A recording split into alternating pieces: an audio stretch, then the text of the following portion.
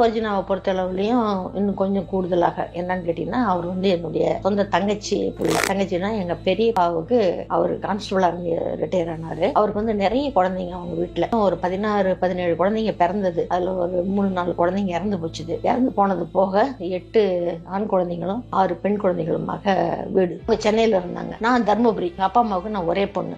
அங்கிருந்து இங்க வர்றது பயணப்படுறது அது இதெல்லாம் அவ்வளவு சுலபமான காரியம் இல்லை. வருஷத்துக்கு ஒரு தடவை அண்ணனுக்கு மட்டும் 2 பேர் வந்துட்டு வருவாங்க எங்க தர்மபுரிக்கு. மற்றபடி இவங்க ஃபேமிலியோட நான் பார்த்ததே கிடையாது. நான் எம்ஏ படிக்கிறதுக்கு வந்தேன் பாருங்க இங்க டெலமெட்ஸ்ல. அப்பதான் முதல் முறையாக ஹாஸ்டல் இடம் கிடைக்கிறது வரைக்கும் அந்த இன்டர்வியூக்கு போறது அது இது அந்த மாதிரி சமயங்கள்ல எங்க பெரியப்பா வீட்டுல தங்கி இருந்தேன். அப்பதான் ரொம்ப நெருக்கமானது.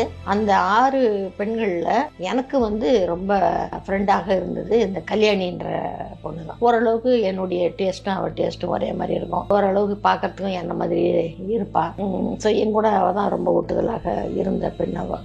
ஸோ அவளை அந்த காம்பவுண்ட்ல குடியிருந்த ஒரு பேங்க் ஆஃபீஸர் ஒருத்தர் பொண்ணு கேட்டு வந்தார். அவர் பொண்ணு கேட்டு வந்த உடனே எங்க பெரியம்மா ரொம்ப அஜிடேட் ஆயிட்டாங்க. அவங்க எங்க பெரியப்பாவுக்கு நிறைய தேவையில்லாத சந்தேகமெல்லாம் வந்துச்சு. அவன் எப்படி தைரியமா பொண்ணு கேட்பான்? அவன் என்ன ஜாதி, நாம என்ன ஜாதி? அவன் பொண்ணு கேட்டு வர்றதுக்கு நீ ஏதாவது சிக்னல் கொடுத்துருப்ப, நீ ஒண்ணு இருக்கு இல்லைங்களா, ஊசி இடம் கொடுக்காம அந்த தேரி.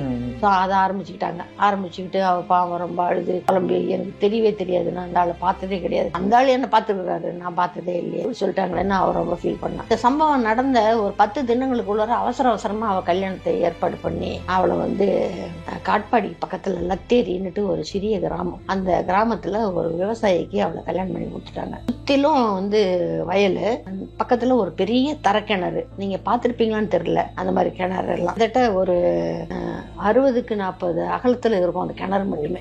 அவ்வளவு பெரிய கிணறு. அதுல இருந்து பாசனம் வயலுக்கெல்லாம் போவோம். அந்த மாதிரி ஒரு கிணறு. அங்கிருந்து ஒரு 3/4 கிலோமீட்டர்ல ஒரு சின்ன வீடு. அந்த வீட்டுல கல்யாணியுடைய மாமியாரு, கல்யாணியுடைய கணவர் 3 பேர் மட்டும்.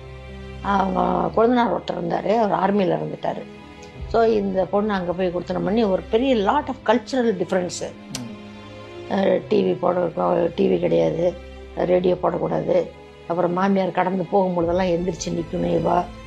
அப்புறம் அன்றாடம் செலவுக்கான தண்ணியை அந்த பெரிய கிணத்துல இறச்சிட்டு